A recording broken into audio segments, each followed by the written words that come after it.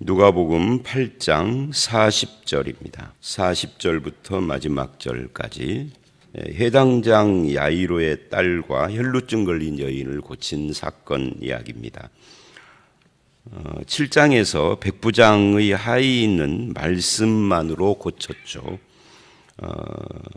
그 예수님께서 여기서는 이 죽어가는, 오늘 본문을 보면 재미있는 것이 42절에 이는 12살 된 외딸이 있어 죽어감이러라 그래요. 죽어감이러라는데 중간에 12의 혈루증 걸린 여인을 만나서 지체하는 바람에 뭐 그래서 그랬는지는 정확하지는 않지만 하여튼 지체하는 중에 그 49절을 보면 당신의 딸이 죽었나이다. 죽어감과 죽었나이다. 아주 급박한 시간적으로 그런 상황입니다. 그러면 우리가 7장을 보고 왔으니까 뭐 굳이 안 가고 말씀만, 그죠? 죽지 말고 뭐 멈춰라 해도 되고, 아니면 뭐 그렇게 않고 일어나라 한다든. 여기 뒤에 보면은 가서 뭐 특별한 일을 하신 것이 아니에요. 그냥 일어나라 달리다굼 하고 54절에 그 손을 잡고 불러 이르시되 이러거든요. 근데 백부장의 하인의 경우를 보면 굳이 가서 손을 안 잡아도 뭐 손 좀 잡았다는 것이 무슨 어제도 설교 시간에 언급한 것처럼 임파테이션 같은 것이 일어나야만 하는 것도 아니고, 예수님 바다와 물결도 말씀만으로도 그냥 잠잠케 하시는 그런 주님이신데, 이건 뭐 죽어가는 상황에서 그렇게 굳이 가다가 죽게 내버려 두시는 것이 이게 좀 이해가 잘 안 되는 부분이다. 백부장 하인의 경우를 몰랐다면 모르지만 그런 케이스가 앞에 분명히 있었는데, 그래서 오늘 이 본문은 그러니까 얼핏 있는 거고 좀 다른 어떤 것도 이 안에 숨겨져 있다 하는 것을 우리가 알 수가 있습니다. 단지 죽은 아이를 살렸고 병든 여자를 고쳤다 하는 것 말고 또 다른 어떤 교훈이 있는 것이다. 물론 우리가 다 아는 이야기지만 그렇게 짐작을 해볼 수가 있습니다. 이 예수님의 행동, 오늘 본문뿐만 아니라 복음서에 나오는 모든 예수님의 행동에는 이유가 있고 목적이 있고 뜻이 있습니다. 그것이 뭐냐를 이제 지금부터 봐야 하는 것인데, 그걸 보기 전에 내 인생에도 나는 이해 못하지만 하나님의 뜻이 있는 거죠. 그것을 알게 되는 케이스도 있고, 우리가 죽을 때까지 나 자신이 내 인생에 하나님의 담기신 그 하나님의 뜻, 목적 이런 것을 잘 이해 못하고 살다가 죽는 분들도 많고 더 많을 수 있죠.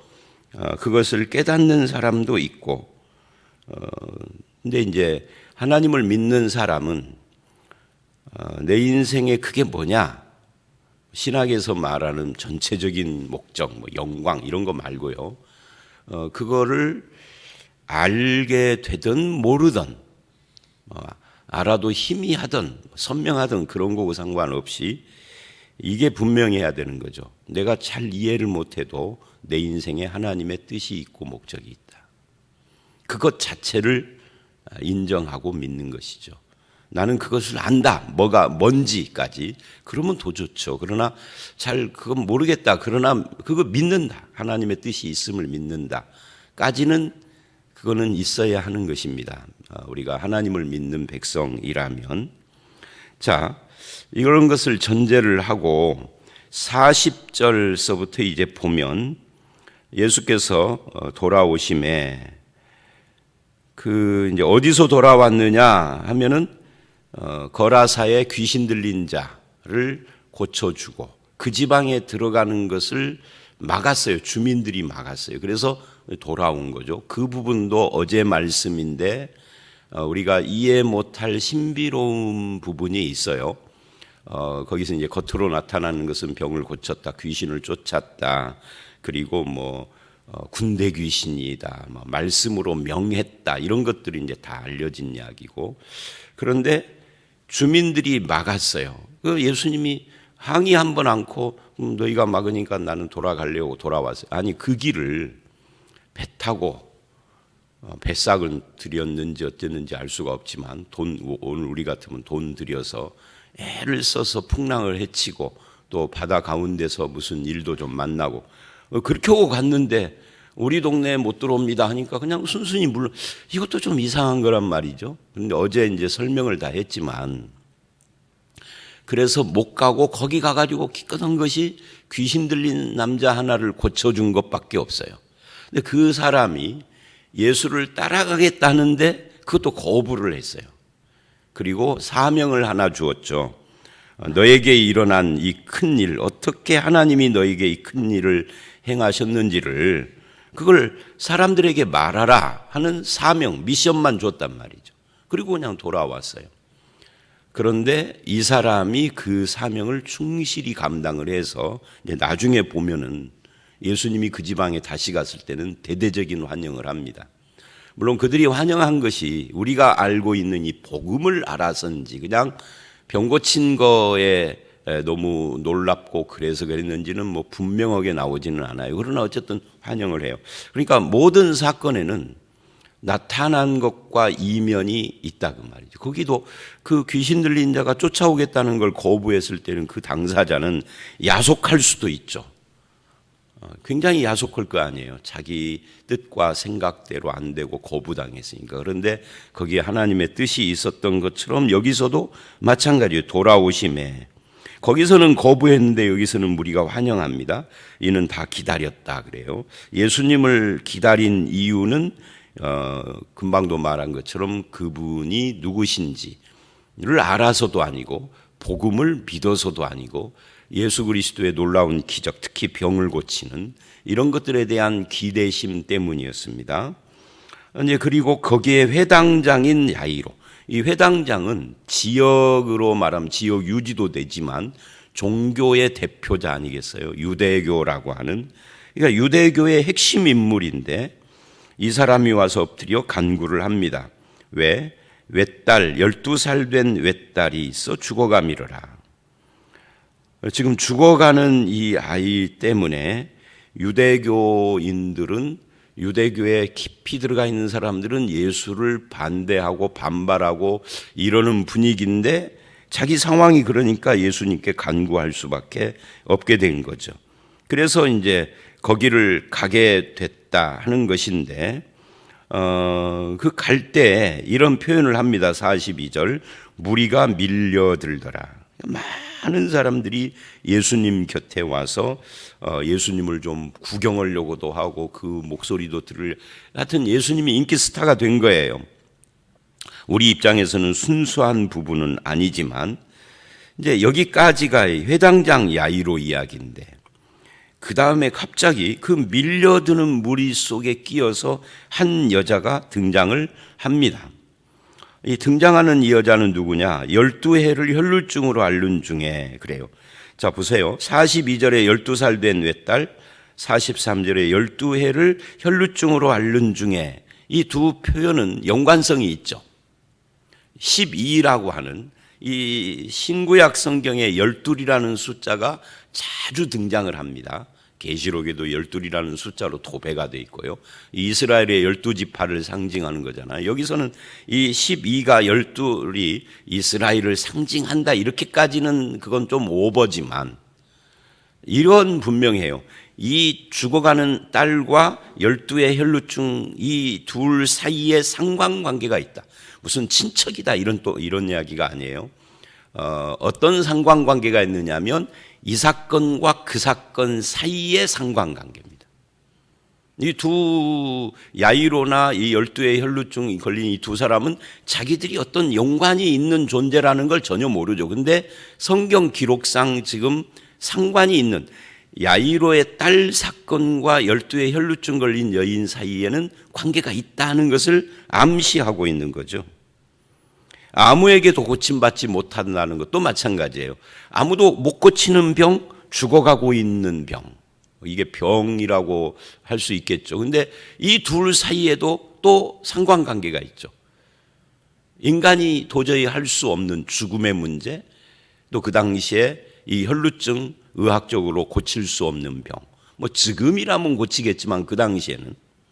그러니까 이 둘 사이에는 사실은 우리가 모르는 중에 긴밀한 관계가 있는데 이 둘이 관계에 있다는 이 두 암시를 42, 43절을 통해서 뭘 말하려고 하느냐면 혈루증 걸린 여인의 이야기는 12살 된 아이, 이 회당장 야이로의 딸 사건과 같다 하는 이야기를 하는 겁니다. 근데 와서 이 여자가 예수님의 옷가에 손을 댔는데 근데 그 혈루증이 나아버렸습니다. 자, 그러면 이제 게임이 끝난 거예요. 근데 예수님께서 갑자기 45, 6절에 내게 손댄 자가 누구냐라고 말씀을 하세요. 베드로가 이상한 거죠. 아니, 손을 댄 사람이 한둘이어야지. 주여 무리가 밀려들어 미나이다. 그러니까 한두 사람이 지금 손을 댄 게 아니죠. 막 밀려드니까 어떤 사람은 예수님께 막 몸을 막 바짝 대기도 하고 뭐 예수님을 뭐 붙잡기도 하고 뭐 스치기도 하고 하여튼 많은 사람이 손을 댔을 텐데 지금 누구를 말을 하십니까? 이거는 주님 좀 그 오버시네요. 그런 뜻이에요. 근데 예수님은 멈추지 않았어요. 모른 척 해주지 않고 계속해서 아니다. 내게 손을 댄 자가 있대. 보세요. 그냥 밀려들어서 밀어서 몸이 닿은 거하고 손을 댔다라는 건 일부. 앞에 이야기는 우연이 되는 것이고 자연스럽게 손을 댄 것은 인위적으로 자기 뜻대로 하는 행동이잖아요. 그러니까 지금 베드로 네가 말하는 그거 말고 일부러 와서 나를 손을 대고 잡은 자가 있다는 거예요. 그러면서 46절 이래요. 이는 내게서 능력이 나간 줄 알미로다. 예수 그리스도의 어떤 능력이 무슨 일을 예수님이 일부러 어떤 말씀을 하시고 하지 않았는데도 어떤 일을 하신 거예요. 예수님의 존재 자체가 그런 능력을 품고 있음을 말해 주는 거죠. 이거를 통해서 예수님이 누구신가 하는 것을 다시 한번 생각하게 해 줍니다. 인간은 어느 누구도 자기 속에 있는 그 존재 자체가 갖고 있는 능력을 말할 수 있는 사람이 없어요. 그거는 하나님만 가능한 거예요. 그래서 예수님이 이제 그렇게 강경하게 이야기를 해요. 그러니까 여자가 숨기지 못할 줄 알고 떨며, 이 부분도 이상합니다. 왜 숨기지 못할 줄 알고까지는 안 이상한데 왜 떨어요? 아니, 예수님 좀 만진 것이 무슨 죄라고? 그리고 병 고쳐졌으면 좋은 건데 왜 무서워하고 떨죠? 왜냐하면 이 혈루증이라고 하는 것은 유출병인데 레위기나 이런 데를 보면 접촉 금지병이거든요. 이 나병처럼 뭐 전염되고 이런 건 아닌지 몰라도 이것이 부정하다 해서 접촉을 하면은 접촉된 상대방이나 물건도 부정하게 되는 거예요. 이 부정이라는 것은 한 7일쯤 지나면 해소가 돼요. 그러나 좀 귀찮은 면이 있고 부정한 기간 동안 하나님께 못 나가고 어쨌든 사람들이 극히 꺼려하는 질병이기 때문에 이 여자가 예수님께 와서 만졌다는 것은 그냥 아무도 없는데 예수님께 와서 뚜벅뚜벅 와서 만진 게 아니라 막 사람들이 밀려드니까 이 여자가 예수님 이외에도 많은 사람들을 접촉했기에 예수님 가까이까지 왔어요. 그렇다면 여자가 혈루증 걸린 여자라는 것을 알게 되면 이게 난리가 나는 거죠. 어쩌면 돌에 맞을 수도 있는 문제예요. 뭐 적어도 최소한 예수님께 꾸중 들을 수도 있는 거죠. 최소한. 좀 심하면 돌에 맞을 수도 있고 아니면은 손가락질을 당하며 욕을 먹을 수도 있는 것이고 하여튼 그러니까 떠는 거예요. 그리고는 나와서 엎드려 그럽니다. 그 손댄 이유와 나은 것을 말을 했습니다. 그러니까 이 여자를 통하여서 예수 그리스도를 사람들에게 공개적으로 간증하게 된 거죠. 그랬더니 예수님이 따라 그래요. 어쩌면 이 따라라고 하는 이 한마디가 여자의 마음을 굉장히 푸근하게 했을 것이다 생각을 합니다. 자기는 지금 야단을 최소한 야단 맞거나 아니면은 돌팔매질을 당하거나 욕을 사람들에게 손가락질 당하면 욕을 먹고 쫓겨나게 될 줄로 알았는데 따라 그러니 그 말을 듣는 순간 저처럼 저는 이제 설교 시간에 말이 굉장히 좀 빠른 편이잖아요. 앞에 단어와 뒷 단어가 빨리빨리 연결이 되는 스타일이에요. 근데 사실은 설교학적으로는 좋은 습관이 아니래요. 설교학적으로는 그렇게 하면 안 되고 밀고 당기고를 잘해야 돼. 크게도 했다, 작게도 했다가 천천히도 했다가 쉬었다 했다 이래야 된다고 그래요. 근데 뭐 성질머리가 그런 법칙을 따를 수가 없어서 그냥 성질대로 하는 것이죠, 설교 시간에.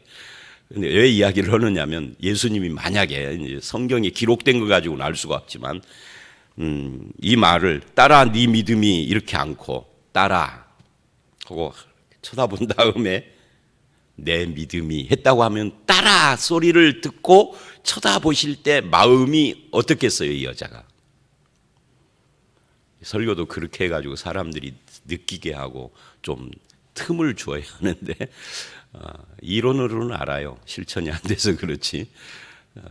그건 여자가 마음이 녹아내리기 시작을 한 거죠. 그리고 믿음이 너를 구원하였으니 평안히 가라. 이 48절 말씀이 이 대단한 것이 무엇이냐면 단순히 질병 고치는 것만 한다면 예수님께서 나와라 할 필요가 없어요. 그냥 이렇게 말할 수 있죠. 여자의 유출병을 예수님이 몰랐던 것도 아닐 테고 신적 능력이 그러면 나와라 하지 않고 자 우리 중에 어떤 여자가 나를 만져 유출병이 나았다. 그렇게 해도 되는 거예요.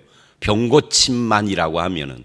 근데 나오라 하고 따라 평안히 가라 구원 이런 이야기를 하는 데는 그냥 병고침만이 아니다 그 말이죠. 제가 이제 그 나이를 먹어가면서는 그런 세계를 완전히 떠났지만 10대, 20대 중반 후반까지 한 27, 8 이런 때까지도 굉장히 그 신비적이고 신유 기적 무슨 이런 집회 그런 교회 이런 데를 굉장히 많이 자주 쫓아다녔어요. 일주일이 멀다 하고. 뭐 그런 집회 뭐 그냥 보따리 싸가지고 가기도 하고. 근데 그런 데 가보면은 이렇게 합니다. 그 강사들이. 조용기 목사도 그렇게 오고. 이제 사람들이 많이 있으면은 막 설교 기도하다가 자, 여기 뭐 위장병 나은 사람이 있습니다. 자기 배에 대고 자기 아픈 곳에 손대고 기도하라 하면서 막 통성 기도를 시키고 오는 거예요. 뭐 배가 아픈 사람, 뭐 심장이 아픈 사람, 뭐 위가 아픈 사람, 다리가 아픈 사람, 머리가 뭐가 어떻게 되든 나은 사람이 있습니다. 무슨 어디가 고쳐진 사람이 있습니다. 자, 그런 사람 다 할렐루야 손 들고 아멘 해보십시오. 뭐 아니면 일어나 보십시오. 사람들이 여기저기서 막 일어나는데 그리고 이제 앉아요. 누가 누군지도 모르죠. 그게 아니다 그 말이죠. 병고침이라면 그렇게 해도 되는 건데 뭐가 나았습니다 해도 되는데 여기는 병고침이 아니라 그거보다 더 다른 부분을 지금 가지고 있다는 거예요. 예수님께서. 그게 뭐냐면 이 유출병이 가지고 있는 이 사회적 질병이거든요.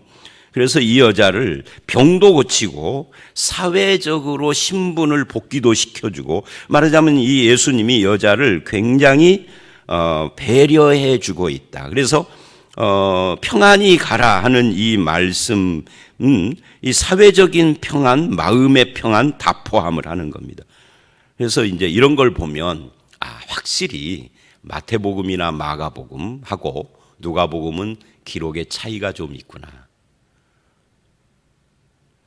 이 누가복음은 다른 복음보다 조금 더 물론 이제 이 혈루증 걸린 여자 이야기는 다른 복음서도 물론 그렇게 합니다만은 좀 더 그 사람을 불쌍히 여기시는 예수님을 더 많이 드러냅니다. 약자, 가난한 자. 그래서 누가복음이 가난한 자들의 복음, 약자의 복음이에요. 마태복음이 왕의 복음, 예수님이 왕이시다. 이 누가복음은 예수님이 왕이라는 걸 강조하기보다는 긍휼을 굉장히 많이 강조를 해요. 전체가 다 그런다고 봐야 되겠죠. 그래서 이 여자가 혈루증에서 그렇게 병만 고친 것이 아니라 마음도 고치고 사회적인 평안도 얻고 그러니까 이 전체를 말하면 전인격적 치유를 받은 거예요. 구원까지. 그리고 49절이 이제 이 회당장 야이로의 딸 이야기로 다시 이어집니다. 근데 그렇게 한 뒤에 사람이 와서 당신 딸이 죽었나이다 한단 말이에요. 선생님을 더 괴롭게 하지 마십시오. 이제 예수가 가봐야 소용이 없습니다라고 한 거예요. 근데 예수님이 그때 50절 이렇게 말을 합니다. 그 말을 듣고 두려워하지 말고 믿기만 하라. 그리하면 딸이 구원을 얻으리라. 자, 이 부분에 있어서 우리는 아까 이 둘 사이에 연관성이 있다고 그랬잖아요. 어떤 연관성이 있느냐 하는 데 있어서 지금 이 12의 혈루증 걸린 여인도 예수님께 와서 이렇게 만진 것이 믿음이었다면 지금 회당장에게도 동일한 믿음을 요구하는 겁니다. 혈루증, 12의 혈루증도 불가능한 것인데 지금 죽음이라는 이 병도 불가능한 거예요. 두 불가능함을 앞에 놓고 한쪽은 믿어서요, 자발적으로. 한쪽은 두려워해요. 그래서 이 사건을 가지고 회당장을 격려하고 있는 거죠. 너도 믿기만 해라 하고. 자, 이렇게 유추해 볼 수 있어요. 어쩌면 예수님은 아셨을지도 몰라요. 죽어가고 있는 상황에서 예수님이 그 집까지 얼마나 거리인지는 성경이 말하지 않지만 가는 중에 죽을 가능성을 예수님은 알고 있었을지도 몰라요. 그러나 어쨌든 지금 상황이 죽었어요. 그럼 믿기만 하라 하고 회당장을 격려하고 있는 겁니다. 그래서 이 둘 사이에는 질병의 고침도 같은 것이지만 그거보다는 믿음을 요구하는 데 있어서 같은 것이다. 같은 사건이었다. 두 사건이 아니라 한 사건이다 하는 것을 말해주는 겁니다. 특히 질병 앞에서의 믿음뿐만 아니라 죽음 앞에서의 믿음까지도 요구하고 있다는 거죠. 예수는 질병만이 아니라 죽음까지도 이기시는 분이시다. 질병도 죽음도 성경적으로 표현을 하면 둘 다 죄의 결과들이에요.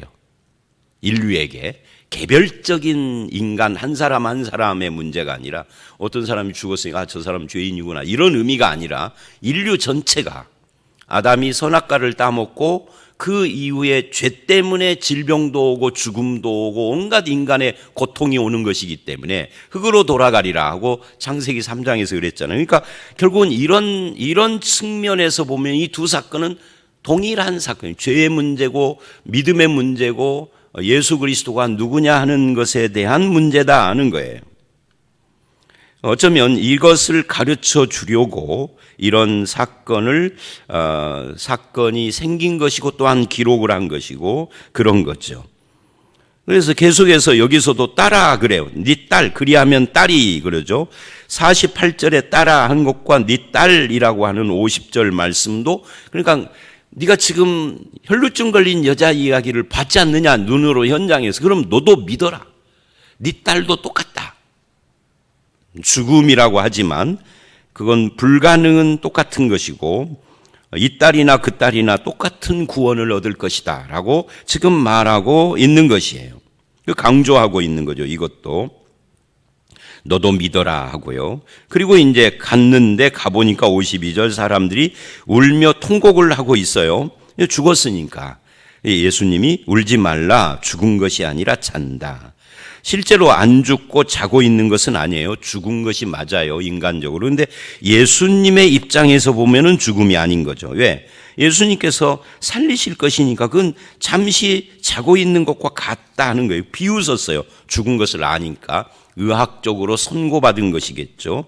그런데 예수님이 아이를 불러 이르되 아이야 일어나라. 이게 달리다굼이에요. 우리 복음송도 있잖아요. 달리다굼. 그러니까 이 달리다굼을 이제 성경학자들이 설명을 할 때 어떻게 설명을 하느냐면 이 말이 당시 유대인들에게 늦잠 자고 있는 아이를 깨우는 말이었대요. 야, 학교 갈 시간 다 됐는데 아직도 자고 있느냐? 일어나라. 좀 일어나. 밥도 먹고 가야지. 그러니까 예수님은 진심으로 이 아이가 죽은 것이 아니라 잔다고 보시는 거죠. 아이 깨우듯이 깨운 거예요. 달리다굼 하고 손을 잡고. 그리고 아이가 일어났어요.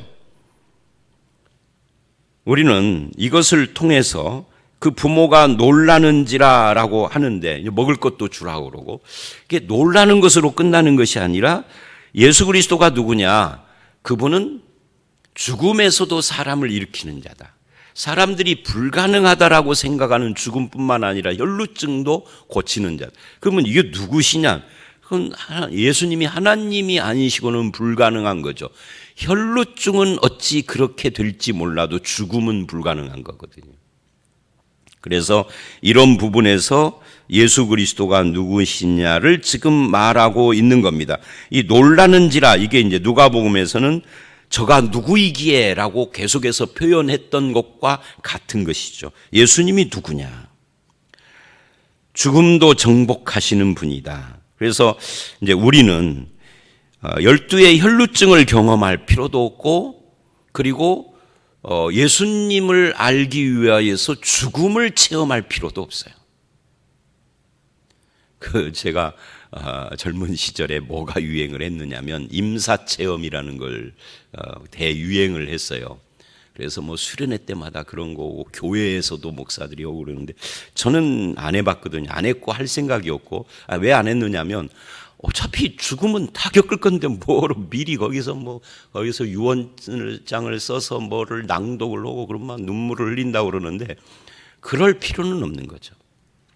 제가 왜 이 말을 드리냐면 우리는 직접 경험을 안 해도 성경을 기록한 이유가 뭐예요? 같은 경험을 하지 않고도 그 경험 속에 내가 들어갈 수 있도록 그래서 기록한 것이 성경이죠. 그래서 나도 똑같은 상황에서 예수 그리스도 앞에 지금 있는 거예요. 말씀 앞에, 예수님 앞에. 그리고 예수님은 나에게 뭘 요구하는 거죠? 너는 나를 누구라 보느냐? 그리고 나를 믿느냐? 이 두 가지를 지금 우리에게 질문을 하는 겁니다. 그때 우리는 이렇게 대답을 하는 거죠. 예수 그리스도는 나의 구세주시고 하나님의 아들이십니다. 그리고 나는 주님을 믿습니다.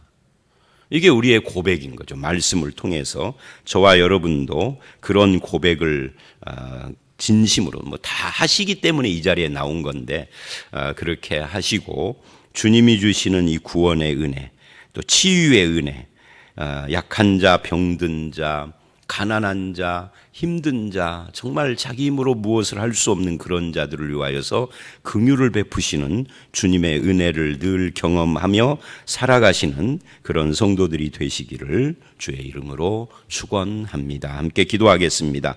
하나님, 회당장 야이로의 딸이 죽어가고 또한 죽었으며 12의 혈루증 앓는 여자의 그 병은 아무도 고칠 수 없는 그런 병이라고 알려져 있는데 이 둘 다 인간이 불가능한 이 문제를 주께서 고치시고 일으키시고 저들에게 구원과 평안을 허락해 주시는 것을 봅니다. 오늘 코로나로 인하여서 여러 가지 어려움 가운데 있고 육체적으로나 또는 경제적으로나 심리적으로나 눌려있는 우리 모두에게 이 말씀을 통하여서 예수 그리스도는 우리에게 구원자요 평안을 주시며 우리를 주님의 자녀로 불러주신 나의 주 나의 하나님인 것을 믿고 주와 함께 이 어려운 난국을 잘 극복해 갈 수 있도록 믿음의 은혜를 부어 주시옵소서. 오늘 이 하루도 주께서 함께 하시고 우리의 남은 인생도 주님 따라 안심하라 네가 구원을 받았다는 이 말씀, 또 죽어있는 자도 달리다굼하고 불러주시는 주님의 말씀과 함께 동행하는 우리의 남은 인생 되도록 역사해 주시옵소서. 예수님 이름으로 기도드려 싸움나이다. 아멘.